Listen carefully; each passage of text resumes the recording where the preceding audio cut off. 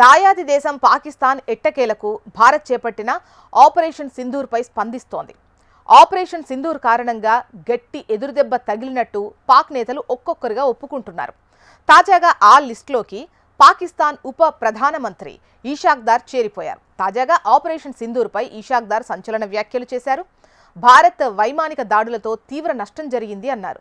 Pakistan deputy PM Ishaq Dar తాజాగా ఓ కార్యక్రమంలో మాట్లాడుతూ ఆపరేషన్ సింధూర్లో భాగంగా పాకిస్తాన్కు ఎదురుదెబ్బ తగిలింది, భారత్ మాపై మెరుపు దాడులు చేసింది, పాకిస్తాన్లోని 2 ముఖ్యమైన వైమానిక స్థావరాలు రావల్పిండిలోని Noor Khan air base, Shorkot air బేస్లపై భారత్ విరుచుకుపడింది. దీంతో 2 ఎయిర్ బేస్లు పూర్తిగా ధ్వంసమయ్యాయి.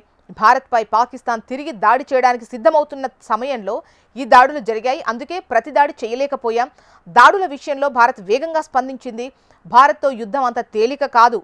భారత్ దాడులు జరిగిన 45 నిమిషాల్లోనే సౌదీ యువరాజు ఫైసల్ బిన్ సల్మాన్ వ్యక్తిగతంగా నాతో మాట్లాడారు.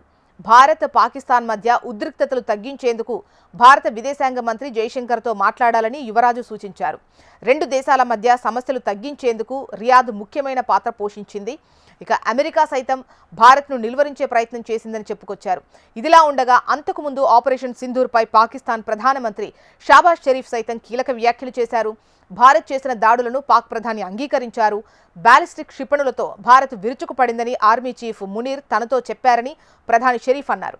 ఇక మే 10వ తేదీన తెల్లవారుజామున 2:30 పాక్ ఆర్మీ చీఫ్ ఆసిఫ్ మునీర్ నుంచి తనకు ఫోన్ కాల్ వచ్చిందని పాక్ ప్రధాని చెప్పారు. నూర్ ఖాన్ ఎయిర్ బేస్తో పాటు ఇతర ప్రాంతాల్లో భారత్ దాడులు చేసిందని మునీర్ తనతో చెప్పారన్నారు.